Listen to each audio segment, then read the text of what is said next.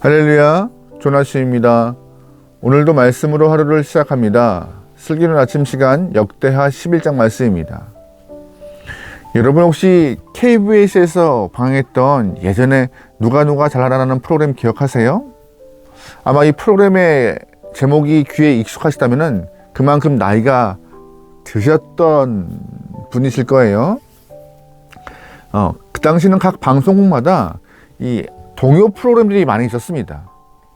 그 많은 프로그램 중에서 유독 KBS에서 방영했던 누가 잘하나가 끝까지 살아남았던 방송 프로그램이었어요. 많은 사람들이 이 프로그램이 장수한 이유가 무엇일까라고 각자의 의견을 내놓았지만 저는 개인적으로 가장 수긍할 수 있는 이유가 이 프로그램 이름 때문이 아니었나 생각합니다. 도전하는 많은 어린이들이 이 프로그램을 통하여서 정말 우승하면은 가장 잘 노래를 부른다는 자긍심이 생기는 것 같아요.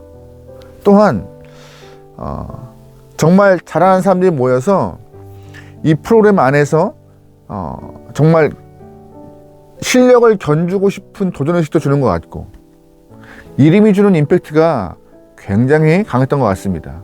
그래서 많은 사람들에게 사랑받고 많은 어린이들이 이 프로그램에 나가서 노래 부르는 것을 좋아하지 않았나 생각하는데요. 근데 흥미로운 것은 심사위원들은 이런 말을 하더라고요. 제목은 누가 잘하나 이어서 잘하는 사람이 우승하는 것처럼 보이지만 오히려 실수를 하지 않는 사람이 우승하는 경우가 더 많았다고 하더라고요. 좀 재밌는 표현인 것 같아요. 어쨌든요. 세상의 모든 일은 누군가를 이겨서 자신이 승리를 경험하는 그런 패턴입니다. 같이 이기는 경우는 거의 없어요.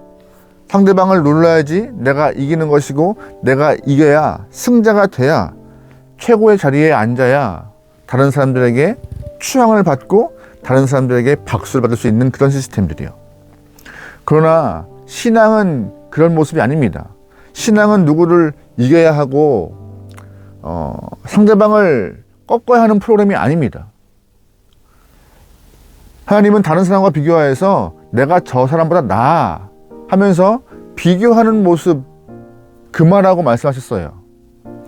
하나님의 기준은 다른 사람의 행동이 아니라 말씀이 기준되었습니다.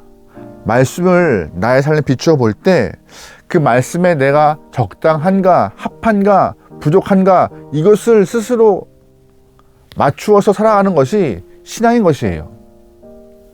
신앙을 경쟁하듯이 내가 저 사람보다 더 나은 것 같아. 예배 잘 드리고 헌금 잘 하고 새벽 기도하고 내 신앙이 더 좋아. 이러한 평가 하나님은 틀렸다라고 하시는 것이고요. 그러기에 우리의 신앙은요. 눈에 보이는 옆 사람과 비교하여서 내가 저 사람보다 나아 하는 마음 때문에 위안을 받고 게으름을 갖는 신앙인이 아니라 하나님이 말씀하시는 그 절대적 기준, 말씀의 기준에 합당하기 위하여서 매 순간 땀 흘리고 애쓰는 영혼들에게 소망합니다. 오늘 말씀을 읽어보면요, 두 명의 경쟁 관계 안에 있는 임금이 등장합니다. 바로 르호보암과 여로보암입니다. 솔로몬이 죽은 이후 북쪽에 있는 이스라엘 땅을 다스렸던 여로보암이 있고, 솔로몬이 죽은 이후 솔로몬의 아들이 남쪽의 유다 지파를 통치하여서 다스렸던 르호보암이 있습니다. 이 여로보암과 르호보암은 동시대에 있던 임금인지라 서로가 경쟁 관계였어요. 그런데 이 두 사람이 갖고 있는 생각은 같았습니다. 여로보암은 이제 저 남쪽에 있는 유다 지파만 흡수화해서 통일 이스라엘을 만들고 싶다라는 마음이 있었고, 르호보암은 아버지가 통치하시고 할아버지가 통치했던 이 이스라엘을 다시 한번 본인 때 다 통일화해서 하나가 된 이스라엘을 만들고 싶다. 두 사람 다 통일 이스라엘이라는 마음을 갖고 그걸 꿈꾸며 본인의 나라를 통치했습니다. 하지만 이스라엘이잖아요. 이스라엘. 하나님을 왕으로 섬기는 민족, 하나님의 백성이 된 민족들, 두 왕 다 하나님의 마음에 합하여야겠다. 하나님 말씀대로 내가 살아가겠다는 그런 기준은 없었습니다. 안타깝게도. 특별히 본문의 여로보암은 말씀과 많이 동떨어진 삶을 살게 되었어요. 10절 말씀입니다. 온 이스라엘의 제사장들과 레위 사람들이 그들의 모든 지방에서부터 르호보암에게로 돌아오되. 아멘. 북쪽 이스라엘에 있던 레위인들과 제사장들이 르호보암, 즉 남쪽으로 국경을 넘어서 왔다라는 말을 하고 있는 것이에요. 왜 이러한 모습이 발생했을까요? 북쪽 안에서도 자신들의 직분과 신앙을 감당하며 잘 살 수 있었을 텐데 왜 국경을 넘어서 르호보암에 있는 남쪽으로 넘어왔을까요? 그건 바로 여로보암의 죄 때문이에요. 10절 말씀입니다. 레위 사람들이 자기들의 마을들과 산업을 떠나 유다와 예루살렘에 이르렀으니 이는 여로보암과 그의 아들들이 그들을 해임하여 여호와께 제사장의 직분을 행하지 못하게 하고 여로보암이 여러 산당과 숫 염소 우상과 자기가 만든 송아지 우상을 위하여 친히 제사장들을 세움이라. 아멘. 무슨 말이에요? 당시 북쪽에 있는 북이스라엘의 제사장들과 레위인들이 남쪽으로 넘어온 이유는 여로보암과 그 아들의 죄 때문이라고. 여로보암의 죄가 뭐예요? 성경은 세 가지 말하고 있습니다. 첫 번째, 단과 베델에 금송아지 우상을 만들어 놓고 이 금송아지가 하나님이라고 여로보암이 말하고 있는 것이에요. 이 금송아지에다가 예배하고 절하라고 여로보암이 명령한 거죠. 두 번째 여로보암의 죄가 무엇이냐? 이 금송아지를 하나님으로 칭했으니 금송아지를 위한 제사를 드려야 되잖아요. 근데 원래 직분을 갖고 있던 제사장들과 레위인들은 그것이 용납 안 되는 거예요. 그래서 일반인들의 제사장들을 뽑아서 너 제사장해, 너 집례해 이렇게 명령해 버린 것이죠. 또한 세 번째 여로보암의 죄가 무엇이냐? 절기를 바뀌어 버렸어요. 남쪽에 있는 남유다의 절기, 아니 전체 이스라엘이 지켜왔던 전통적인 절기를 다 바꾸어서 나름대로의 절기를 만들어 다른 신앙을 만들어 놓은 것이죠. 그 일을 보면서 북쪽에 있던 북이스라엘의 제사장들과 레위인들은 거기에 동참할 수 없어서 다시금 르호보암의 남유다 넘어온 것입니다. 사실 여로보암에게는요 하나님께 충성할 수 있는 기회가 있었습니다. 열왕기상 11장에 이미 하나님의 선지자를 통하여서 하나님으로부터 10지파를 주어 진다는 그런 뜻을 받았어요. 이미 그때부터 하나님이 자신을 선택하였기 때문에 오히려 주님을 향한 직접적인 은혜를 경험했던 여로보암은 선한 모습으로 자신의 마음을 바꿀 만한 기회가 충분했습니다. 게다가 동시대의 경쟁 관계였던 르호보암이 그렇게 선한 왕이 아니었기 때문에 이 기회를 틈타 본인의 신앙을 돌이켜 주님께 갔다면요 아마 충분히 주님께 칭찬받을 만한 그런 왕이 되었을 것이에요. 그런데 여로보암은 다 듣지 않고 제 길을 간 것입니다. 하고 싶은 거 한 것이죠. 오늘 말씀을 읽어보면요 여로보암이 악을 행했다고 해서 여러분 르호보암은 좀 선해 보이나요? 여로보암의 죄 때문에 북쪽 이스라엘에 있는 제사장들과 레위인들이 남쪽으로 왔다 해서 르호보암이 좀 잘한 것 같으세요? 아니요. 르호보암도 똑같아요. 별 수 없어요. 어제 우리가 보지 않았지만 어제 말씀을 좀 쭉 읽어보면요 르호보암도 별 수 없이 악한 왕이었습니다. 역대하 10장 보면은 여로보암과 북쪽에 있는 이스라엘 사람들이 솔로몬의 아들 르호보암을 세겜으로 불려 올려서 대화를 해요.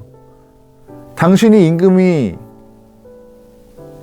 되어서 나라를 통치를 하는데 당신의 아버지 때문에 우리가 많은 고역을 또한 많은 세금을 징수했다. 혹시 당신이 통치할 때 똑같이 할 것이냐? 라고 질문을 합니다. 그러자 르호보암이 당장 말하지 않고 3일간의 시간을 달라고 3일 후에 답을 주려고 했습니다. 르호보암은 그 3일 동안 할아버지가 했던 모습과 같이 하나님 앞에 기도하며 지혜를 구하여서 답을 좀 얻었다면은 주님의 뜻대로 나라가 이어갈 텐데 기도하지 않고 오히려 자신들 측근에 있던 젊은 사람들과 얘기를 나누어서 더 많은 채찍과 더 많은 세금을 징수할 거야 라고 그렇게 강수를 두죠. 그 강수 때문에 북이스라엘의 여로보암과 많은 사람들은 그래?